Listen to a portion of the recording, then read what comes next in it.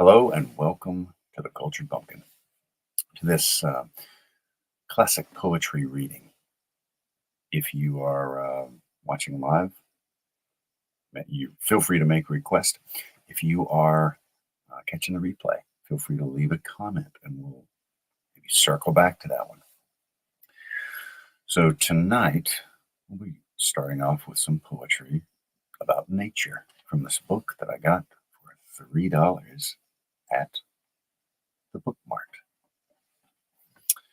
I like their used table. Anyway, this one is by William Cullen Bryant, and it's called Inscription for the Entrance to a Wood. Stranger, if thou hast learned a truth which needs no school of long experience, that the world is full of guilt and misery, and hast seen enough of all its sorrows, crimes, and cares to tire thee of it, enter this wild wood and view the haunts of nature. The calm shade shall bring a kindred calm, and the sweet breeze that makes the green leaves dance shall waft a balm to thy sick heart. Thou wilt find nothing here of all that painted thee in the haunts of men, and made thee loathe thy life. The primal curse fell, it is true, upon the unsinning earth, but not in vengeance. God hath yoked to guilt her pale tormentor, misery. Hence these shades are still the abodes of gladness. The thick roof of green and stirring branches is alive and musical with birds that sing in sport and wantonness of spirit, while below the squirrel, with raised paws and form erect, chirps merrily. Throngs of insects on the shade try their thin wings and dance in the warm beam that waked them into life. Even the green trees partake the deep contentment as they bend to the soft winds. The sun from the blue sky looks in and sheds a blessing on the scene. Scarce less the cleft-born wildflowers seem to enjoy existence than the winged plunderer that sucks its sweets. The mossy rocks themselves and the old and ponderous trunks of prostrate trees that lead from knoll to knoll, a causey rood or bridge, the sunken brook, and their dark roots, with all their earth upon them, twisting high, breathe fixed tranquillity. The rivulet sends forth glad sounds, and tripping o'er its bed of pebbly sands or leaping down the rocks, seems with continuous laughter to rejoice in its own being. Softly tread the marge, lest from her midway perch thou scarce the wren that dips her bill in water. The cool wind that stirs the stream in play shall come to thee, like one that loves thee, nor will let thee pass ungreeted, and shall give its light embrace. William Cullen Bryant. Inscriptions for the Entrance to a Wood. Here is Robert Browning, Song from Hippopasses. The years at the spring, and the days at the morn, mornings at 7, the hillsides dew-pearled, the larks on the wing, the snails on the thorn. God's in his heaven, all's right with the world. From Hippopasses by Robert Browning. The Snowstorm by Ralph Waldo Emerson. Announced by all the trumpets of the sky arrives the snow, and driving o'er the fields seems nowhere to alight. The whited air hides hills, woods, the river, and the heaven, and veils the farmhouse at the garden's end. The sled and traveler stopped, the courier's feet delayed, all friends shut out. The housemates sit around the radiant campfire, enclosed in a tumultuous privacy of storm. Come see the north wind's masonry. Out of an unseen quarry evermore, furnished with tile, The fierce artificer curves his white bastions with projected roof round every windward stake or tree or door, speeding the myriad-handed his wild work so fanciful, so savage. Not cares he for number or proportion. Mockingly on coop or kennel he hangs Parian wreaths. A swan-like form invests the hidden thorn, fills up the farmer's lane from wall to wall. Maugre the farmer's sighs, and at the gate a tapering turret overtops the work. And when his hours are numbered and the world is all his own, retiring as he were not, leaves when the sun appears, astonished art to mimic in slow structures, stone by stone, built in an age, the mad wind's night work, the frolic architecture of the snow. It was The Snowstorm by Ralph Waldo Emerson.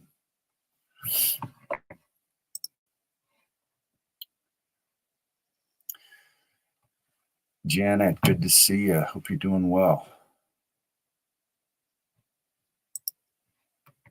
Yeah, that was a beautiful word picture about how the wind sculpts snow in a storm. I love stuff like that.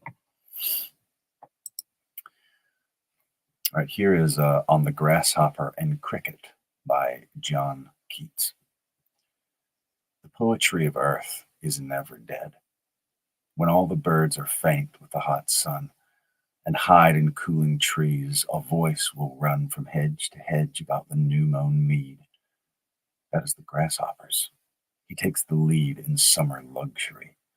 He has never done with his delights, for when tired out with fun, he rests at ease beneath some pleasant weed. The poetry of earth is ceasing never.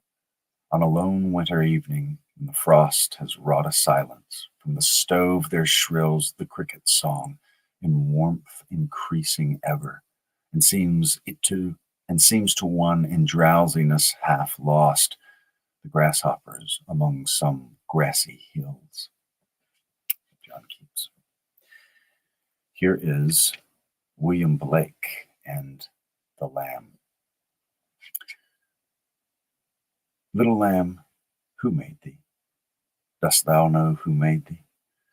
Gave thee life and bade thee feed by the stream and o'er the mead? Gave thee clothing of delight, softest clothing, woolly bright? Gave thee such a tender voice, making all the vales rejoice? Little lamb, who made thee? Dost thou know who made thee? Little lamb, I'll tell thee. Little lamb, I'll tell thee. He is called by thy name, for he calls himself a lamb. He is meek and he is mild. He became a little child. I a child, and thou a lamb. We are called by his name. Little lamb, God bless thee. Little lamb, God bless thee. That is the first poem that I ever remember, because my dad read it to me. That's my first memory of poetry, is hearing my dad read that to me. And here's his sequel to that one, also by William Blake, called The Tiger. Tiger, tiger, burning bright in the forests of the night, what immortal hand or eye could frame thy fearful symmetry? In what distant deeps or skies burnt the fire of thine eyes? On what wings dare he aspire? What the hand dare seize the fire? And what shoulder and what art could twist the sinews of thy heart? And when thy heart began to beat, what dread hand and what dread feet? What the hammer? What the chain? In what furnace was thy brain? What the anvil? What dread grasp dare its deadly terrors clasp? When the stars threw down their spears and watered heaven with their tears, did he smile his work to see? Did he who made the lamb make thee? Tiger, tiger, burning bright in the forests of the night, What immortal hand or eye dare frame thy fearful symmetry? William Blake, the tiger. Here's Emily Dickinson. Apparently, with no surprise to any happy flower, the frost beheads it at its play. In accidental power, the blonde assassin passes on. The sun proceeds unmoved to measure off another day for an approving God. Emily Dickinson.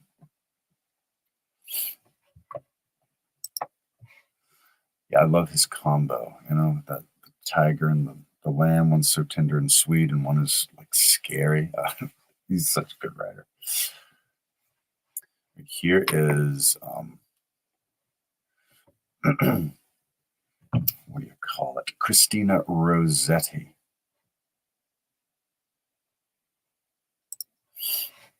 Hey, buddy, I just saw your email from earlier. I was at a theater rehearsal and haven't had a chance to like email you back, but I will get back to you because I have something that's kind of tentative at the moment. But I would love to do that though. I definitely would love to. I'll get back. Kind of waiting to hear about a certain thing I've got. But that sounds like a lot of fun, and I would be honored to be on that, um, join in that.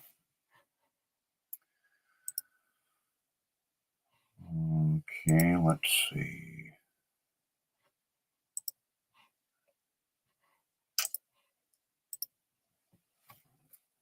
All right, here is Christina Rossetti, and like I like to say, if if you're catching the replay on this like a year later, comment comment on the thing, and maybe we can circle back. You know what I mean? And then anybody that's ever on the live, if you want to hear a certain poem, especially if it's a classic and I won't get in trouble for reading it live, I'm all ears. And that maybe can hook you up. All right, who has seen the wind by Christina Rossetti? Who has seen the wind? Neither I nor you. But when the leaves hang trembling, the wind is passing through. Who has seen the wind? Neither you nor I.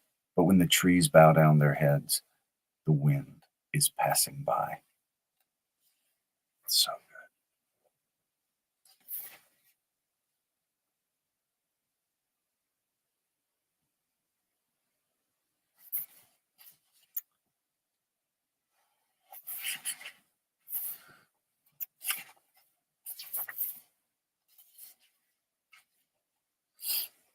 all right. So here is one. Um, good deal. I appreciate that. Um, yeah, wasn't that good? I've really started to enjoy Christina Rossetti. I really haven't been familiar with her poems till the last, I don't know, year or two. But I really like her stuff. Here is Sir Walter Scott, and every time I see this poem, it reminds me of um, a fight I almost had to break up at a wedding reception because somebody made a joke about another guy's home state, Texas. He made it. The guy made a bad. It wasn't even funny. That was the true crime. I'm all about freedom of speech. If you want to be a jerk, be a jerk. Okay, but be funny. And it wasn't even funny. Anyway, the Texan wanted to, rightfully beat him up because he made an Alamo joke, and a bad Alamo joke. It wasn't funny. And this poem reminds me of it. It's called "Native Land" by Sir Walter Scott. And the guy that made the joke is not proud of his home state. So it's the preamble to this.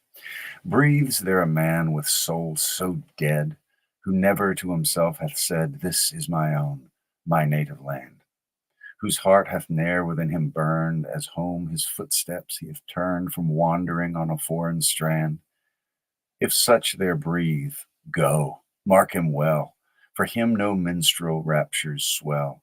High though his titles, proud his name, boundless his wealth as wish can claim, despite those titles, power and pelf, the wretch, concentred all in self, living shall forfeit fair renown, and doubly dying shall go down to the vile dust from whence he sprung, unwept, unhonored, and unsung.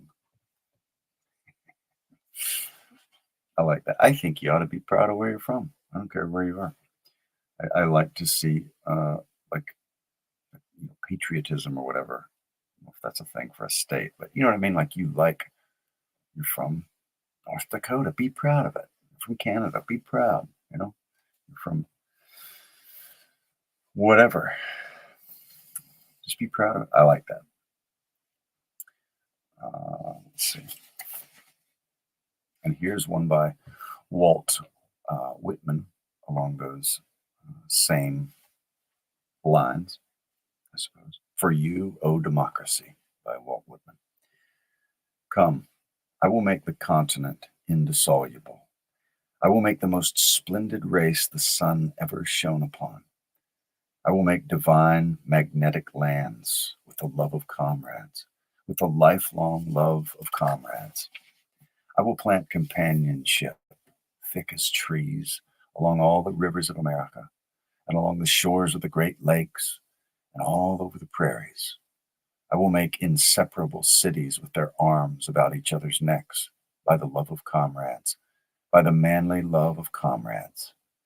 For you, these from me, O democracy, to serve you, ma femme. For you, I am trilling these songs. Walt Whitman.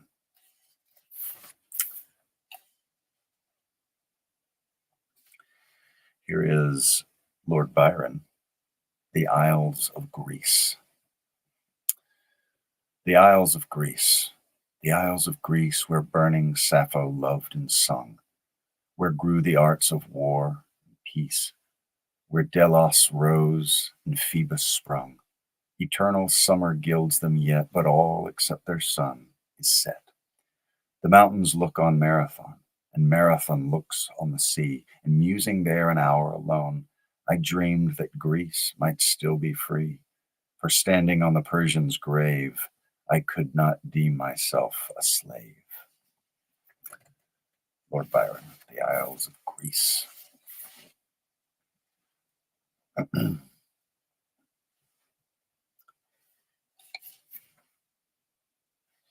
Here is Thomas Gray with The Epitaph. Here rests his head upon the lap of earth, a youth, to fortune and to fame unknown. Fair science frowned not on his humble birth, and melancholy marked him for her own. Large was his bounty, and his soul sincere. Heaven did a recompense as largely sinned. He gave to misery all he had, a tear. He gained from heaven, 'twas all he wished, a friend. No farther seek his merits to disclose, or draw his frailties from their dread abode. There they alike in trembling hope repose, the bosom of his Father and his God. Thomas Gray, The Epitaph. Sleeping at Last. Here's another Christina Rossetti. Sleeping at last, the struggle and horror past. Sleeping at last, the trouble and tumult over. Cold and white, out of sight of friend and of lover, sleeping at last. No more a tired heart downcast or overcast. No more pangs that ring or shifting fears that hover. Sleeping at last in a dreamless sleep, locked fast. Fast asleep, singing birds in their leafy cover cannot wake her nor shake her the gusty blast. Under the purple thyme and the purple clover, sleeping at last. Christina Rossetti.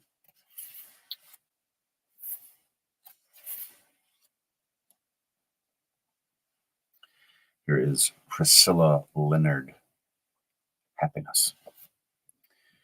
Happiness is like a crystal, fair and exquisite and clear, broken in a million pieces, shattered, scattered far and near.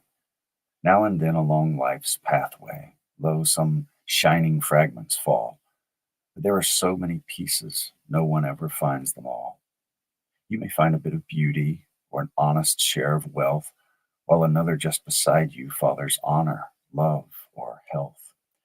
Vain to choose or grasp unduly, broken is the perfect ball, and there are so many pieces, no one ever finds them all. Yet the wise, as they on journey treasure every fragment clear, fit them as they may together, imagining the shattered sphere, learning ever to be thankful, though their share of it is small, for it has so many pieces, no one ever finds them all.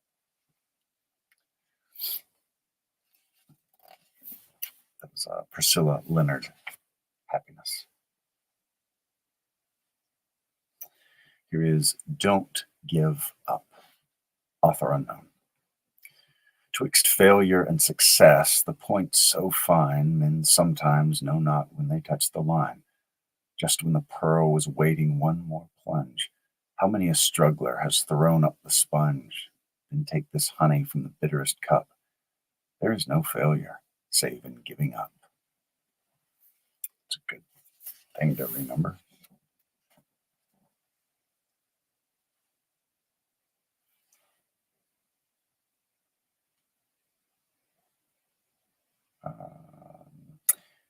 Percy Shelley, Ozymandias. I met a traveler from an antique land who said, "Two vast and trunkless legs of stone stand in the desert. Near them on the sand, half sunk, a shattered visage lies, whose frown and wrinkled lip and sneer of cold command tell that its sculptor well those passions read which yet survive, stamped on these lifeless things, the hand that mocked them, and the heart that fed. And on the pedestal these words appear: My name is Ozymandias, King of Kings. Look on my works, ye mighty, in despair. Nothing beside remains. Round the decay of that colossal wreck, boundless and bare, the lone and level sands stretch far away." Ozymandias. No matter how cool you are, you will die one of these days, just like Ozymandias. Here's William Wordsworth. The world is too much with us. The world is too much with us. Late and soon, getting and spending, we lay waste our powers. Little we see in nature that is ours. We have given our hearts away, a sordid boon. The sea that bears her bosom to the moon. The winds that will be howling at all hours, and are upgathered now like sleeping flowers. For this, for everything, we are out of tune. It moves us not. Great God, I'd rather be a pagan suckled in a creed outworn. So might I, standing on this pleasant lea, have glimpses that would make me less forlorn, have sight of Proteus rising from the sea, or hear old Triton blow his wreathed horn. William Wordsworth. The world is too much with us.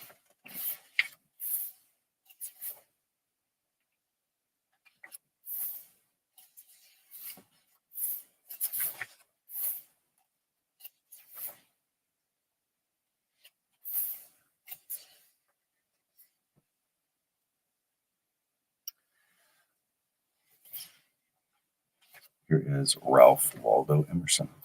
The Apology. Think me not unkind and rude that I walk alone in grove and glen. I go to the God of the wood to fetch his word to men. Tax not my sloth that I fold my arms beside the brook. Each cloud that floated in the sky writes a letter in my book. Chide me not, laborious band, for the idle flowers I brought. Every aster in my hand goes home loaded with a thought. There was never mystery, but 'tis figured in the flowers, was never secret history, but birds tell it in the bowers. One harvest from thy field homeward brought the oxen strong, a second crop thine acres yield, which I gather in a song. Ralph Waldo Emerson, The Apology.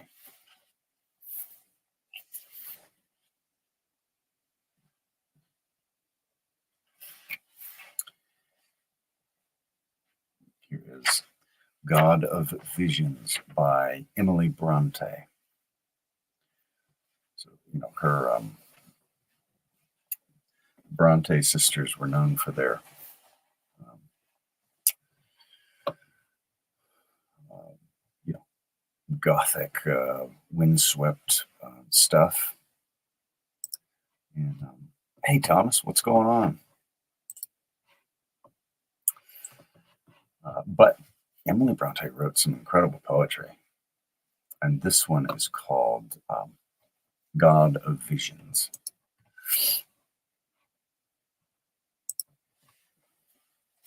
All right. Okay. Oh, thy bright eyes must answer now, when reason with a scornful brow is mocking at my overthrow. Oh, thy sweet tongue must plead for me, and tell why I have chosen thee. Stern reason is to judgment come, arrayed in all her forms of gloom. Wilt thou, my advocate, be dumb? No, radiant angel, speak and say why I did cast the world away. Why I have persevered to shun the common paths that others run, and on a strange road journeyed on, heedless alike of wealth and power, of glory's wreath and pleasure's flower. These once indeed seemed beings divine, and they perchance heard vows of mine, and saw my offerings on their shrine. But careless gifts are seldom prized, and mine were worthily despised. So with a so with a ready heart, I swore to seek their altar stone no more. I gave my spirit to adore thee, ever present, phantom thing, my slave, my comrade, and my king. A slave because I rule thee still, incline thee to my changeful will, and make thy influence good or ill. A comrade, for by day and night thou art my intimate delight. My darling pain that wounds and sears, and wrings a blessing out from tears, by deadening me to real cares. And yet a king, though prudence well have taught thy subject to rebel. And am I wrong to worship where faith cannot doubt, nor hope despair, since my own soul can grant my prayer? Speak, God of visions, plead for me, and tell why I have chosen thee. Emily Bronte, God of Visions.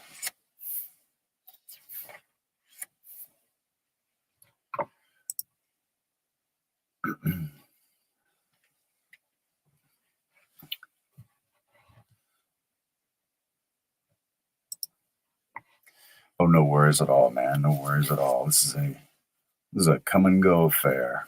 You're welcome to stay as little or as long as you like.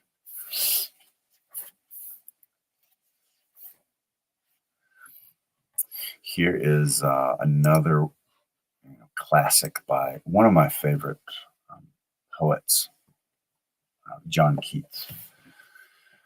La Belle Dame sans Merci. Oh, what can ail thee, knight at arms, alone and palely loitering? The sedge has withered from the lake, and no birds sing. Oh, what can ail thee, knight at arms, so haggard and so woe-begone? The squirrel's granary is full, and the harvest's done. I see a lily on thy brow, with anguish moist and fever dew, and on thy cheeks a fading rose fast withereth too. I met a lady in the meads, full beautiful, a fairy's child. Her hair was long, her foot was light, and her eyes were wild. I made a garland for her head, and bracelets too, and fragrant zone. She looked at me as she did love, and made sweet moan. I set her on my pacing steed, and nothing else saw all day long, for sidelong she would bend and sing a fairy's song.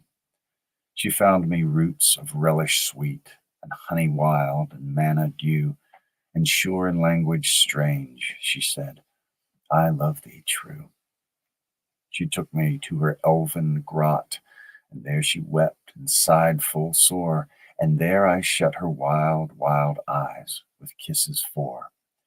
And there she lulled me asleep, and there I dreamed, ah, woe betide, the latest dream I ever dreamed on the cold hillside. I saw pale kings and princes too, pale warriors, death pale were they all. They cried, La belle dame sans merci hath thee in thrall. I saw their starved lips in the gloam, with horrid warning gaped wide, and I awoke and found me here on the cold hillside. And this is why I sojourn here, alone and palely loitering, though the sedge is withered from the lake and no birds sing. John Keats.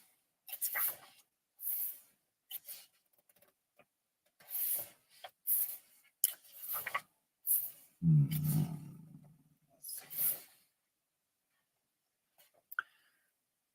Yeah,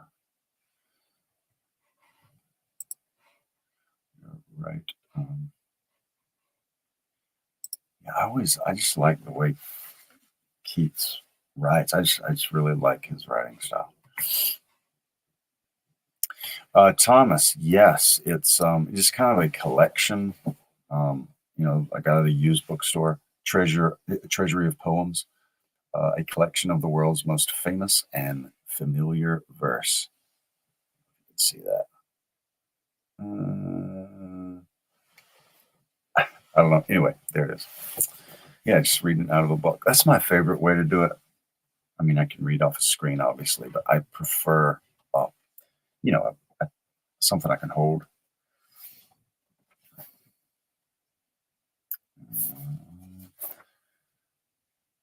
Well, I think, yeah, if nobody has any requests, I'm going to end with this one.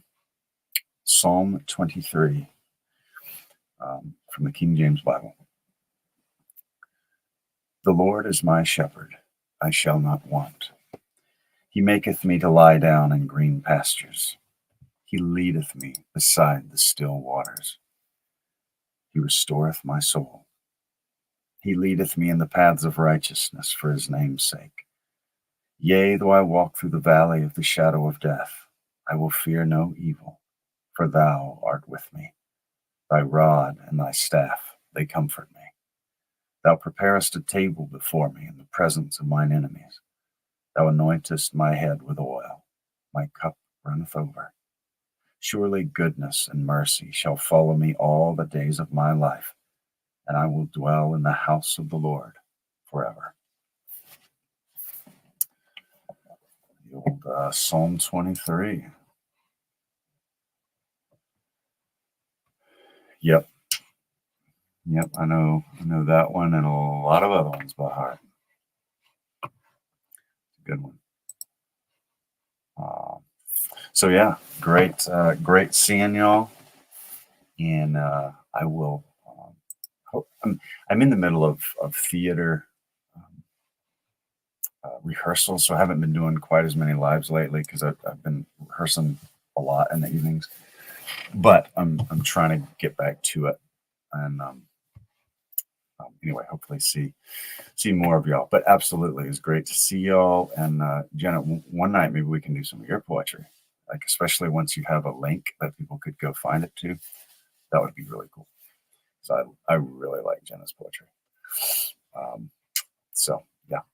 Anywho, have a great night, and I'll talk to you later.